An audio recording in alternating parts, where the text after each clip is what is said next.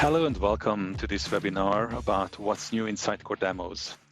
I would like to introduce you to Jeff Leroux, who will present today's topic. Jeff, the floor is yours. Thank you, Thomas. I'm Jeff Leroux, Senior Software Developer at Sitecore in the demo team. And today I will introduce you to what's new in the Sitecore demos. It's been a long time since the demo team have updated the community about the new demos, so today is a good day for that. First, we'll talk a bit about the webinar series we're starting today. This is the first webinar of many to come. Then I will see what's new in the demo world. What is Lighthouse? I'll do a demo of the Lighthouse demo itself. And I will explain how to run Lighthouse on Docker on your computer, how to customize Lighthouse to add features, or what's the developer workflow. And talk about contributing if you want to contribute, where to ask your questions about the demo, and some Q&A at the end. First, let me introduce you to Jean-François Larente, my manager, who will talk about the webinar series. Thanks, Jeff. I'm really going to take about 1 minute and 30 seconds here. The content that you're going to see is mixed. It is marketer focused, but it will quickly end up in more of the developer DevOps focused and how to work with the demo. And what I wanted to share today is that we plan on putting together a series of webinars with both topics or individual topics, some more marketer focused and some more developer focused. So if the content of today's presentation is either too technical or not technical enough, there will be opportunities for you to join future webinar series where we tackle other topics. The other thing we're going to do in the next few months is put together a Sitecore demo team blog where we can share information such as, did you know that you could blank with the Lighthouse demo? So did you know that you could do A/B testing with the Lighthouse demo? And we'll give you tips and tricks along the way with the features that are already included in the Lighthouse demo, which you may not know about. That's it. I just wanted to make sure that everyone knew what the scope of the feature was, and I'll hand it back over to Jeff, who can take you through the wonderful stuff. Yes. So what's new? Two things are new in the Sitecore demos for the last few months. First, there's a new Lighthouse demo and a Lighthouse fitness demo that just hit the GitHub like today or yesterday. What is Lighthouse? So Lighthouse is a series of new demo websites that the demo team created. First, there is Lighthouse Lifestyle, which when you install with Docker on your computer is accessible to in HTTPS at cd.lighthouse.localhost. There is a second website in the sitecore.demo.platform repository, which is Lighthouse Financial, accessible at the same address with /financial at the end. This one is more a banking website. In a different repository, sitecore.demo.headless on GitHub, there is Lighthouse Fitness and Lighthouse Fitness Kiosk, which is both sites to present events that you can register for. The Fitness Kiosk one is meant to be run on an iPad in a shop, for example, near the register. So you can quickly register for an event. It sends you an email, and then when you're home, you continue your journey on the Lighthouse Fitness main website. So if you are used to the Sitecore demos, you see that they are like the Habitat Home version of the demos we had last year. It's effectively a rebrand of the Habitat Home demos, now called Lighthouse, but they are also simplified. We went and we removed many features that were not super used by our sales engineer to demonstrate the Sitecore possibilities, and we really kept only a few stories here and there. Again, this is not a starter site to start your project on. So that is said. Another new thing with the Lighthouse demos is that it runs only on Docker now. No more support for IIS deployments or Azure Web Apps deployments. It's only Docker. And the images we use for this demo project are available on the Sitecore container registry at scr.sitecore.com/demo. They are all available on GitHub, of course. So on GitHub, in the Sitecore organization, there's Sitecore Demo Platform, Sitecore Demo Headless repositories, as well as Sitecore Demo Base, which is the base stuff for those demos. You can experience them today. So in experienceplatform.sitecoredemo.com is one of the latest version of the demo that is hosted there for anybody to use and play with it. Or you can run it yourself on Docker on your computer or on a virtual machine somewhere. Let me do a demo of the experience of here. So today I will demonstrate only one use case of the demo. There are many more than that, but I will concentrate on only one. So in the demo, we have many things. We have some top-level pages here. We have sub-level pages in the menu. We have a location page, some login and registration. We have translation in English, French, and Japanese. We also have a search box and for SXA search page. We have at the bottom, we have some campaign pages and landing pages for extra demo scenarios. And we have a bunch of articles. We have an articles list page here. So we will concentrate on the health journey of the website. So we also have a demo sidebar here that shows the engagement of the current visitor. So we see that we've visited the home page and the article page in this visit. We are currently an anonymous visitor, not known by the website. We have no profiling, no profile card associated to us, no goals triggered, no page events, no outcomes, and we are direct traffic that didn't go to Google or Bing to load the website. In this demo sidebar, you can refresh the information. You can create a new visitor so that ends the visit and the visitor clears the cookie and start the visit as a new visitor for the experience profile. Or you can just end the session and create a new visit for the same visitor by keeping your cookies. What I want to show is the carousel here. It has personalization on it. So the slides currently are take care of yourself on the go, your health your way, and take care of your family at home.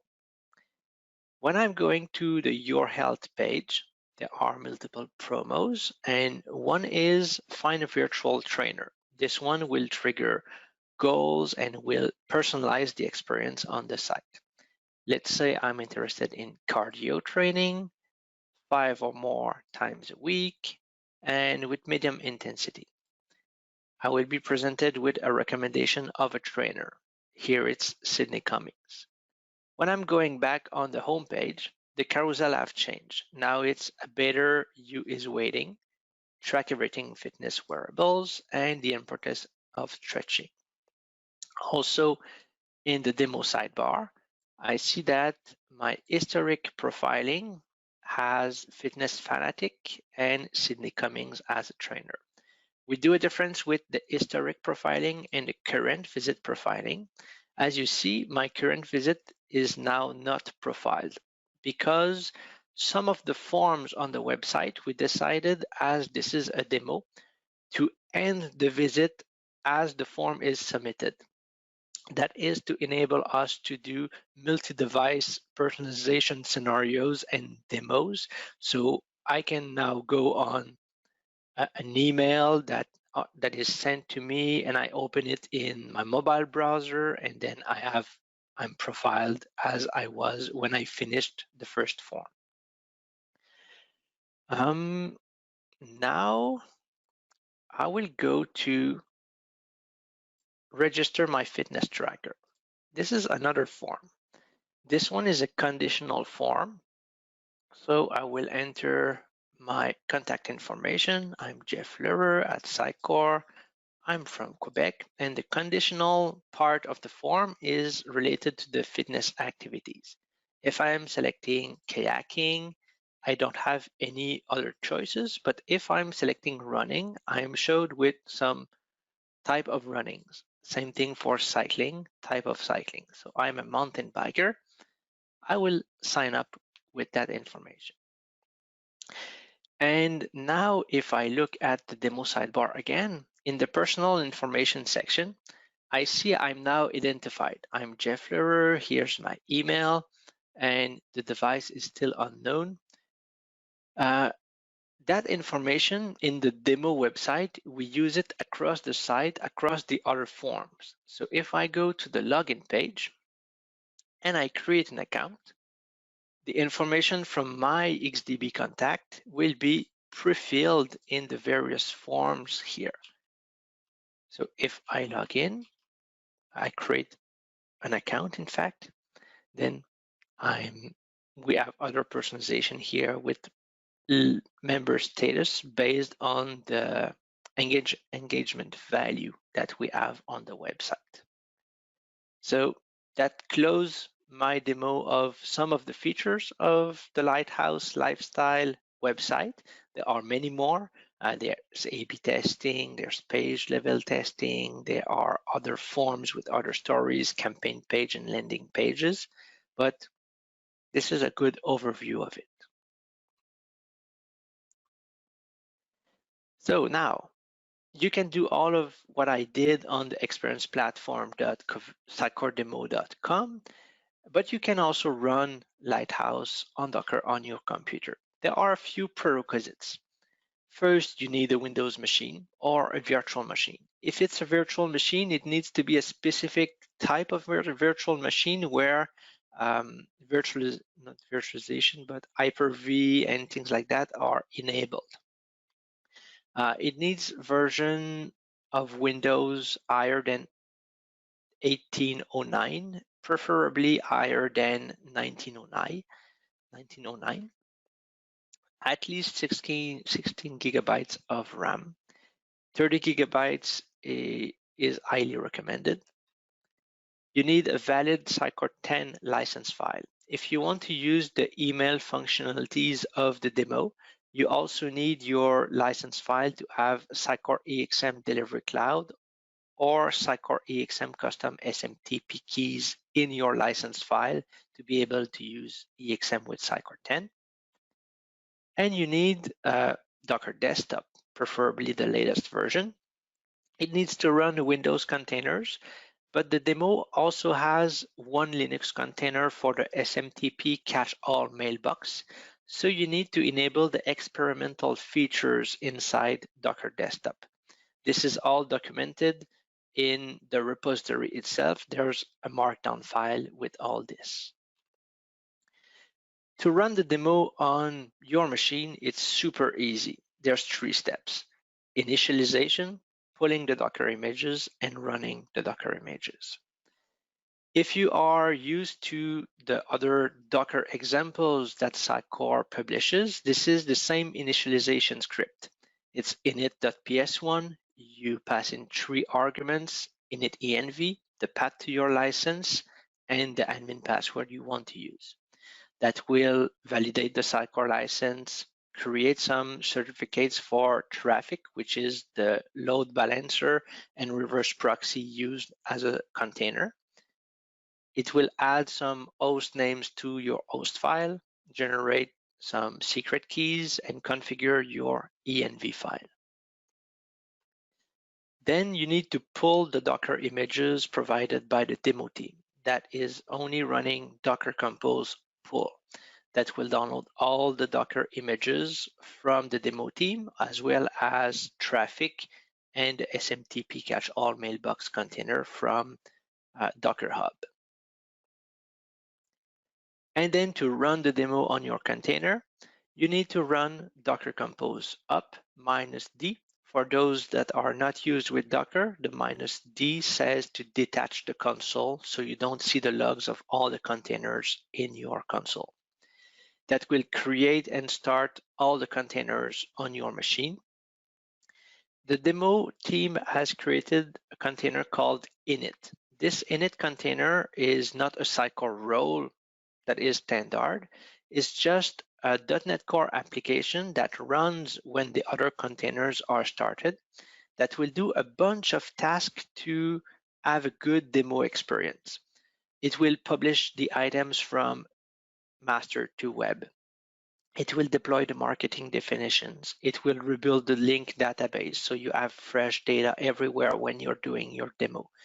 It will warm up the CM and the CD frequently used page. So the login page, the Launchpad, Experience Editor, Content Editor, all the pages like the reports, etc., will be all warmed up when the init container jobs are finished, and you will have a super pleasant experience when demoing.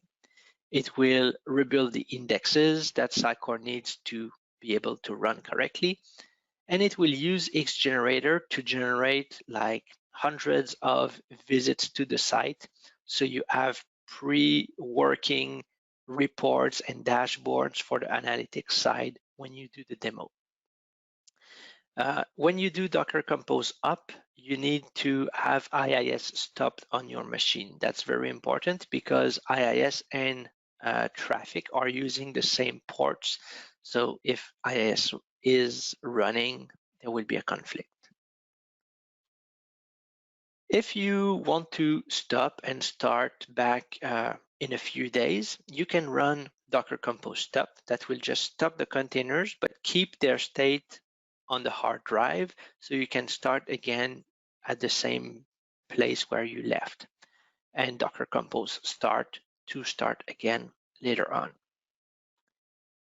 A word about some volumes. So in the demo, we keep some information inside the host file system. There are volumes between your computer and the containers file system. So in the data subfolder of the repository, there is a Solr, an SQL, and a traffic folder. Inside Solr, we keep the Solr indexes of the container. Inside the SQL folder, we keep the MS SQL databases. And inside traffic, we keep the certificates that were generated by the init.ps1 script, as well as some traffic configuration files that are needed inside the container. So that means that when you stop and you start your Docker containers, that data is saved and reused when you start again.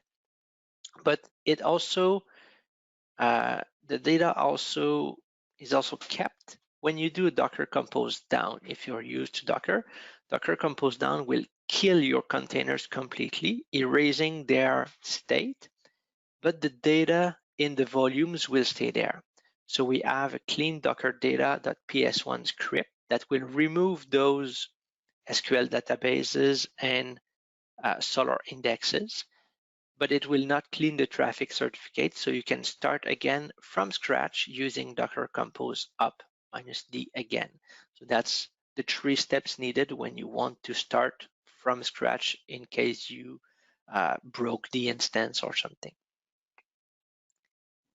Everything that I showed today is all documented. So in the repository, sitecore-demo.platform, there's a docs folder and a usage.md file with everything and more information there. So if you're new to the demo or new to Docker, read this documentation and you will be good to go.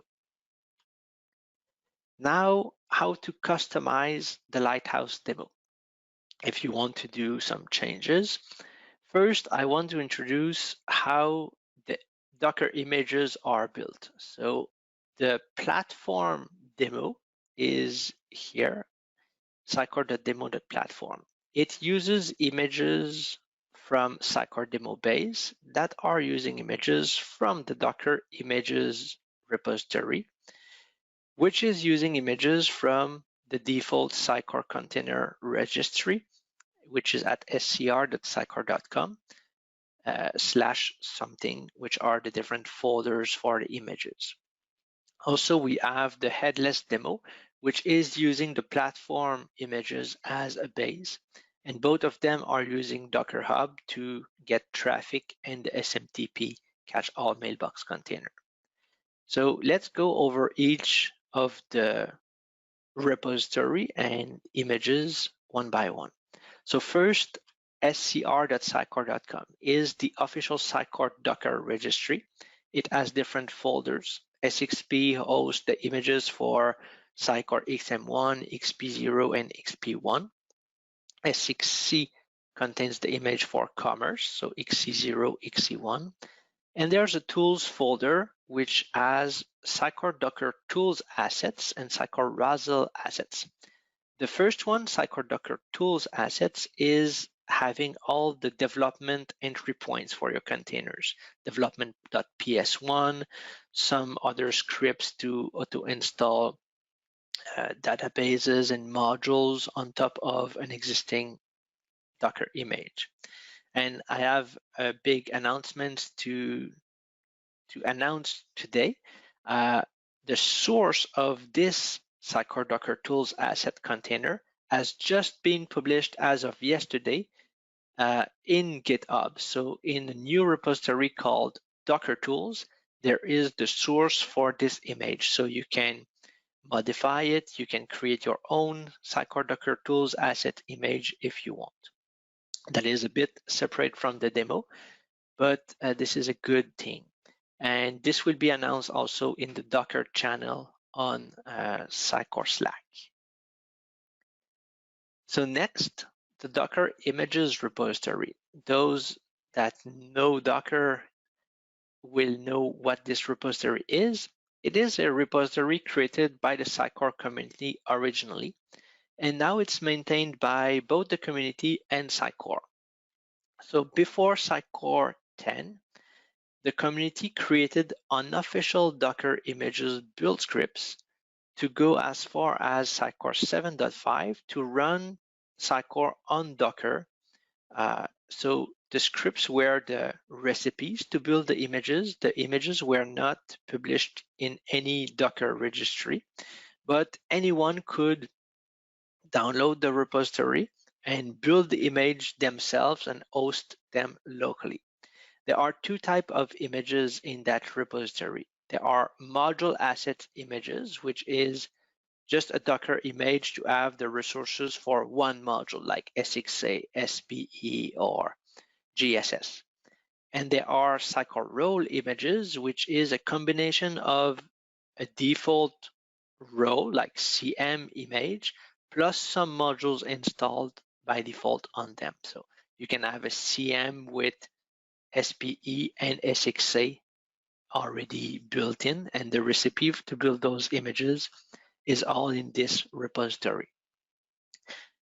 A new thing for Sitecore 10 and the next versions to come, those recipes are using now the official Sitecore Docker images that are on scr.sitecore.com. And Sitecore itself builds and pushes those community-driven images inside scr.sitecore.com as well. So you don't have to build them anymore if you are using Sitecore 10. So the assets images are on scr.sitecore.com/community/modules, and the role images are on scr.sitecore.com/community.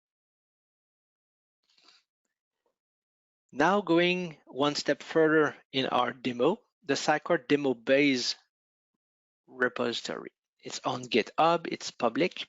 It uses the image from Docker images as base images, and it adds additional modules that are required by our demos, like Data Exchange Framework, DAM, and CMP for Content Hub, XGenerator, and soon Coveo, and things like that.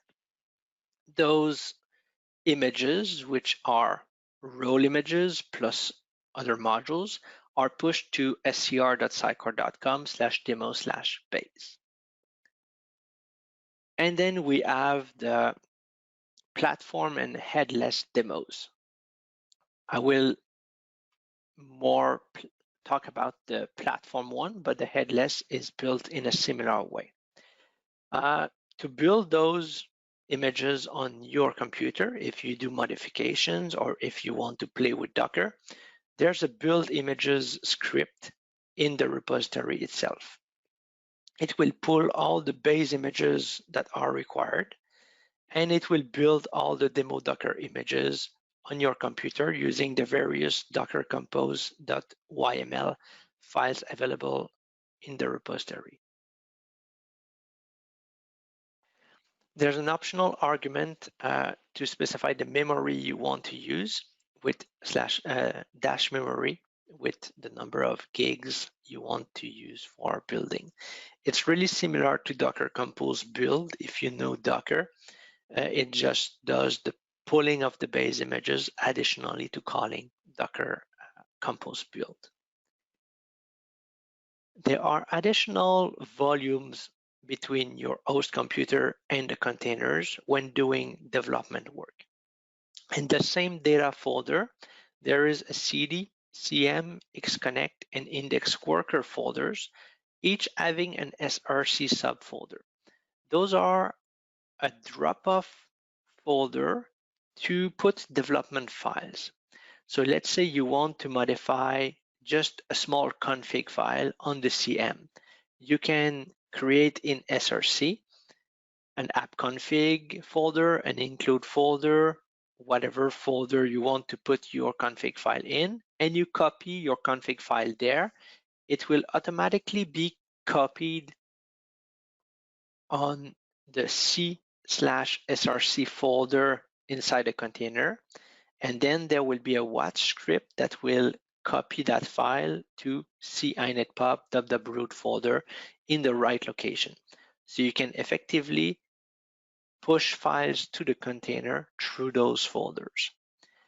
There's also a /items folder at the root of the repository, which has all the unicorn serialized items that are mapped to the container. So as you play in the content tree and modify items, your unicorn items are automatically modified in your repository and ready to be committed. The development loop we use here at Sitecore looks like this. First, we make a change, a view, a config, or something. Then we use build.ps1 minus deployment target docker. That uses Cake to build all the projects, foundation, feature, projects, etc. But the output of the build is put into the various data folders that I just talked about. So data, CM, SRC, data, CD, SRC, Xconnect, and index worker as well. So effectively modifying the content of the containers that are already running.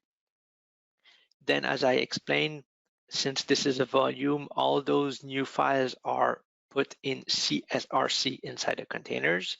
The development.ps1 entry point of the containers is watching for file changes in that folder, copies everything into cinetpub.root. And then, of course, Sitecore is shutting down because files were modified, DLLs and configs. So you need to restart IIS on those containers by requesting any page on that container. If you want to test the CM or the CD, you request the right page. You wait for Sitecore to restart and sends the data. You validate if your change is working correctly, and then you repeat as needed. There's one exception to that development loop is XDT files. So to transform existing config files, this is a bit different because the XDT files are applied when we build the container images, the Docker images.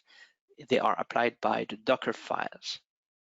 So before you modify an actual XDT file, it's very good to validate that the expected config you want is working correctly. So you can do that by ensuring the containers are running.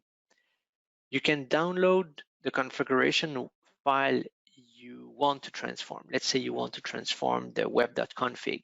So you use Visual Studio 2019 or Visual Studio Code. You inspect the containers files. You download the web.config. You can edit your downloaded configuration file with the desired result. You copy that file to the path where it should be inside www.root in the data/cm or cd src folder. And then you refresh the browser page, you wait for Sitecore to restart, and you validate the configuration change before doing it in an XDT. So once you dialed up whatever you want to change, then it's time to put it really in the XDT. You make change to the XDT file. Then you need to rebuild a Docker image for the role you wanted to modify. Let's say you modified, again, the web.config. You will need to rebuild the CM and the CD Docker images. You can do that by using the build script I mentioned, build images.ps1, that will rebuild, however, all the images. Or you can rebuild only the ones that you want by using this long Docker compose build command. And additionally to the CM and the CD images, you will have to build solution.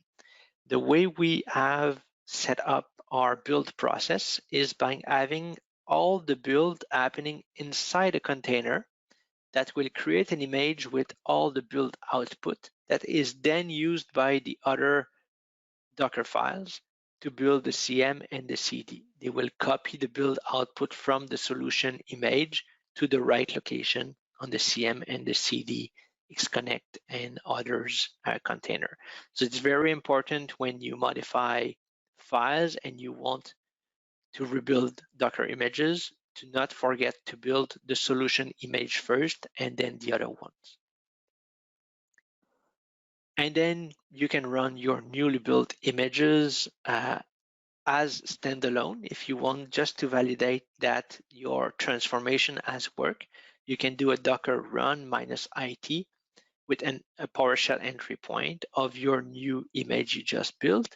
And then you can validate exactly with PowerShell or Visual Studio if the web.config file has your changes correctly applied and correctly transformed, and then repeat as needed. If you want to contribute to the demos, you can do it in many ways, not just by adding features or coding. So first, there are GitHub issues. Each repository has an issues section. You can add an issue if you found a bug, if you found a typo on the website or in the documentation, if the documentation is unclear in certain areas, and if you'd like improvement request to be done in the demo. Of course, our demo primary clients are the Sitecore sales engineers.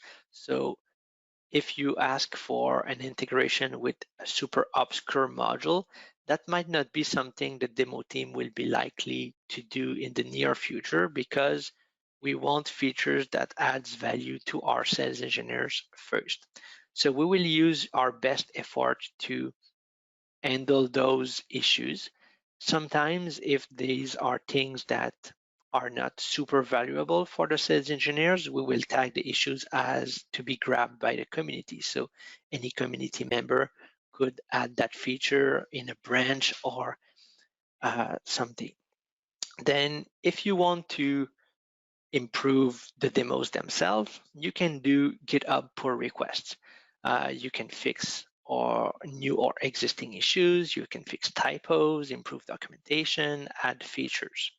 If you do pull request, they should be created with the base branch to contrib. That will really help us to merge your contributions back into our own repository internally and then push it to the main branch later on when we will have tested it. Again, if you add a feature which is integration with an obscure module that doesn't really add value for our sales engineers, maybe we will not merge the pull request and it will live in your branch, in your fork, or for the future. You can also contribute by writing blog posts about the demo. So installation guides, maybe we have enough of them. We already maintain our own installation guide inside the documentation folder of each repository, but maybe troubleshooting guides would be more helpful for the community and the people working with the demos. Features walkthrough would be a good idea as well. And what are the advantages and the usefulness of the demos for you and your organization? Of course, the choice is yours. You can use any topic you want. If you have questions, you can ask them currently in the chat of GoToWebinar for the current webinar. But if you have questions afterwards, where to ask them? We have a Sitecore demo channel on the Sitecore Slack organization, so you can reach us there. And this meeting will be recorded, and it will be available on the Discover Sitecore channel on YouTube. Maybe not shortly after, but next week or in the next weeks, it will be there. Thank you very much for your time today. And I will let Tamas read the questions, and I will try to answer my best. Yeah, thank you, Jeff, for this presentation and all the demos. I think it's real valuable. And as Jean-Francois mentioned at the beginning, this is a series. So if we couldn't show everything or we couldn't answer something for you right now, you look for the other episodes of this series, and we will be able to show you more what we are working on.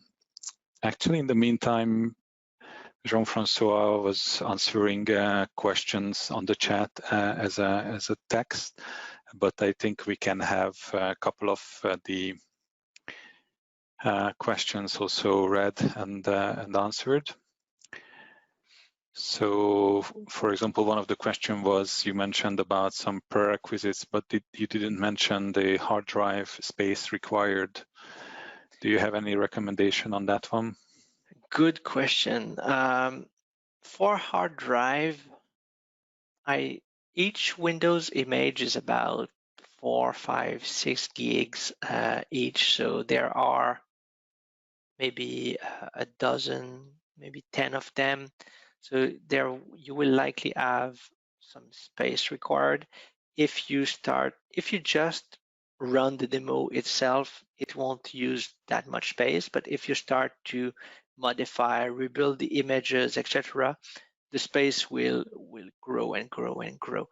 There are comments to strip it out, but I would start with something about 103 gigabytes on your disk. That would be a good starting point. Okay. Let's see which question shall I ask. We have a couple of good ones. Is Horizon available for both the website and the fitness kiosk JSS app? Yes, Horizon is working. I can show it maybe. So if I open a new tab. And while that is loading, the caveat is it's working right now. We're this week in the middle of releasing our latest stuff to GitHub. So give us a couple of days. But what Jeff is showing at this very moment is probably going to be there by the end of the week, and we can certainly announce it failed. There you go. So maybe my a recent change make it fail, but normally there are all the sites there. The SXA and GSS sites are loading in Horizon. The GSS and SXA modules have their own limitations inside Horizon, but they are normally loading.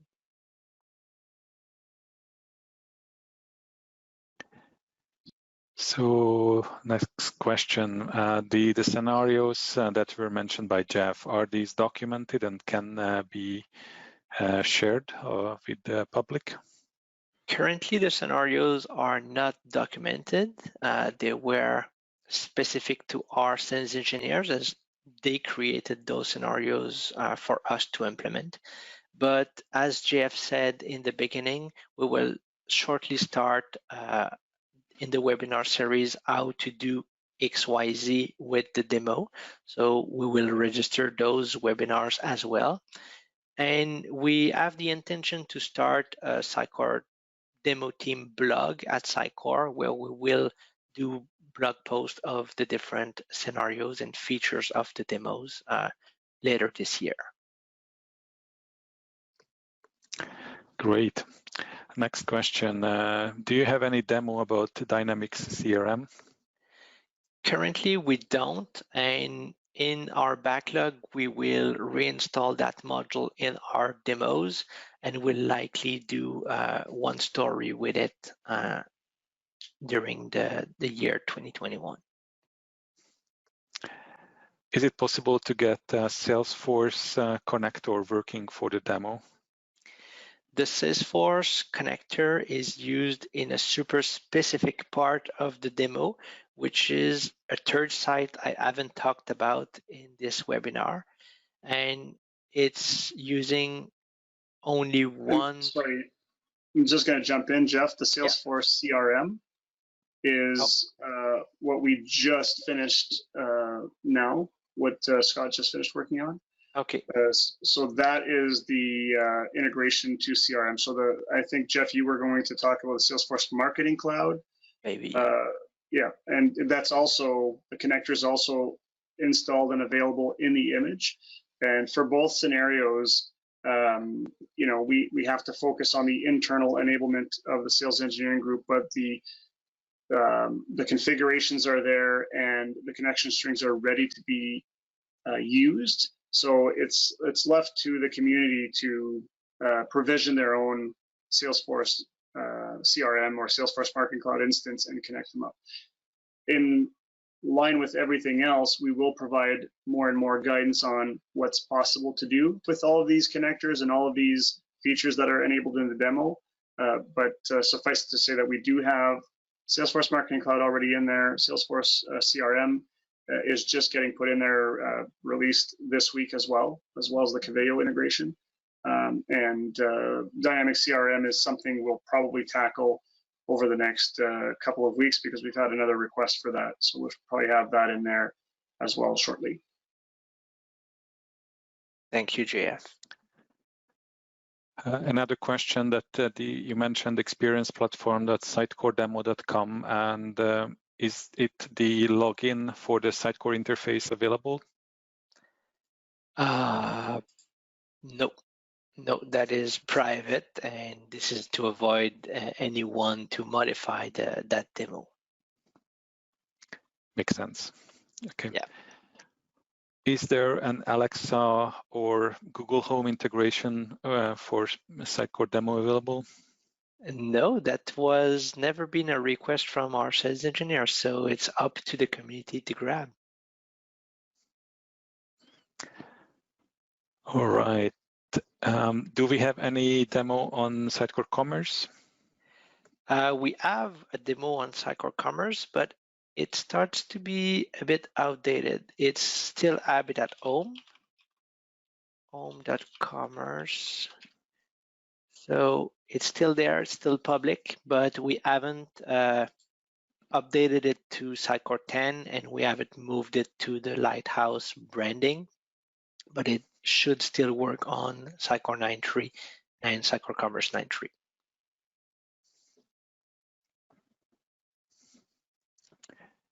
Why do you use cake scripts for building? Won't it be better to have any extra dependency going on row, MS Build, and PowerShell?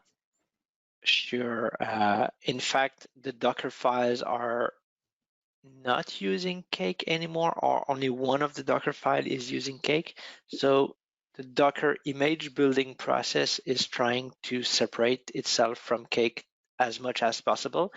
We use Cake historically with Habitat Home. We moved everything to Cake at one point, and we still use Cake in our development loop. But if we can get rid of it, that would be great, but we are doing baby steps in that direction. Okay.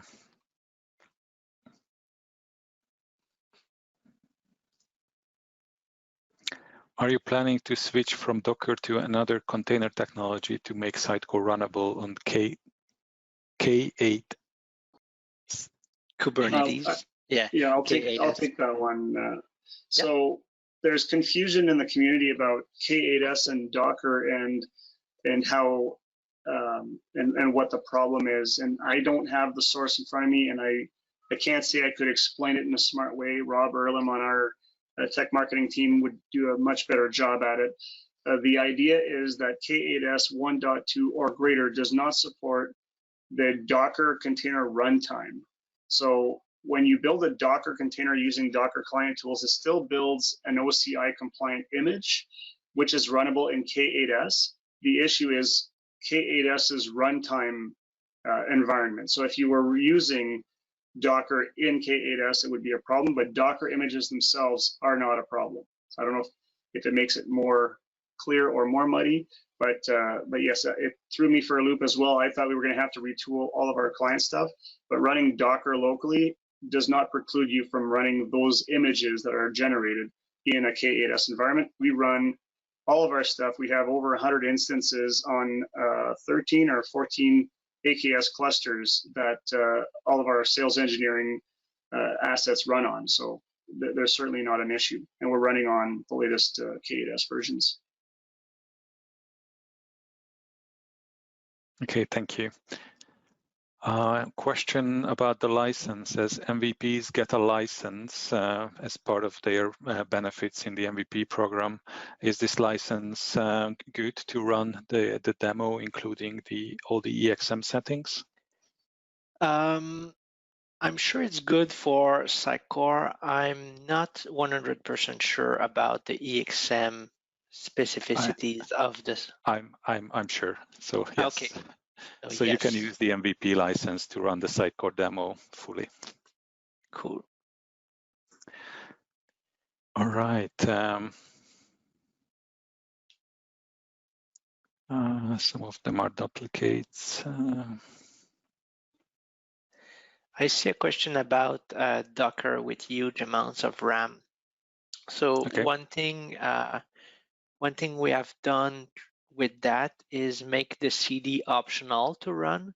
So in the .env file, you can go and specify you don't want any CDs by making the count equal to 0 and to skip the CD initialization. That would be one less container to run. If you don't intend to run the EXM use cases as well, you can change the number of SMTP containers you want to run to 0. So that's 2 containers less to run. And if you still have maybe not powerful enough machines to run, it's always possible to spin up a VM on AWS or Azure with 32 or 64 gigs of RAM and run the demo on that VM instead and shut it down after when it's done. Great, thank you for your suggestion. And also there was a question about let me find that one.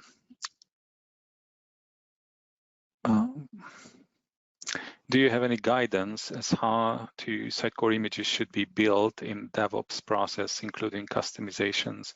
Is it recommended that there is a Docker file for a custom solution that builds on top of the Docker files available for the Sitecore platform on GitHub? Yes, that's a broad question. There's a documentation website for containers at Sitecore. It was containers.doc.sitecore.com. Yeah, and here you have many guidance on how to build containers and such. Soon we will also publish our AKS Helm charts and things like that on how we run them. And in each of the repository, we also have in the Docker folder our version of our Azure DevOps pipeline that we use to build our demos. So those could be looked at, and you'll see how the demo team is doing to build their own images. So both at the demo platform and also at the demo base. Oh, the Helm charts are already there. So in demo base, in the Helm folder, there's the Helm charts for AKS. And in Docker, we have build base image.yml, which is the build pipeline again for this repository. Actually, there's just, we got a question also on if we are planning to have a webinar on introducing this DevOps builds and how the deployment process goes. If it's something the community is interested in, absolutely, we'll consider that. Great. And keep in mind, as you guys go through the DevOps portion of it, this is the way that works for our team. It's not like we're a smaller team. We try to get things working and out the door. And sometimes we have to go back iteratively over what we've decided to do to improve it. So it's absolutely possible that someone will look at this and say, what were they thinking? We probably looked at the same thing and thought, what were we thinking? So we do iteratively refactor and fix things as we go along. So you can't look at this as the rule of law. This is one way of building things. If you look at the concepts that are shared on the documentation sites and extrapolate that and maybe see how we've implemented that, it would give you some additional guidance, but definitely not the way that everyone needs to do it. Yeah, as an example, in the way we are using our demo, we are deploying that to AKS, but we still run MS SQL in a container for all our deployments. That's not recommended by Sitecore to run a production website, for example, but this suits our needs in our special case, which are demo instances that are short-lived for a few days to a few weeks maximum, and we don't do everything according to the Sitecore best practices. It suits our needs.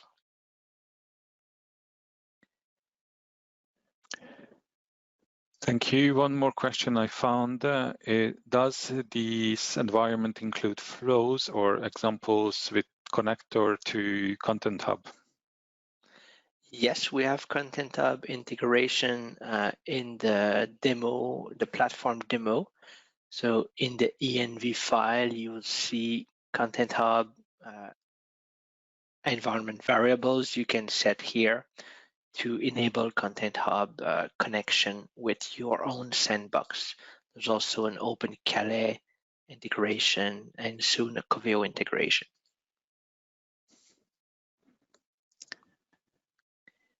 Great, thank you very much. I think we answered most of the questions.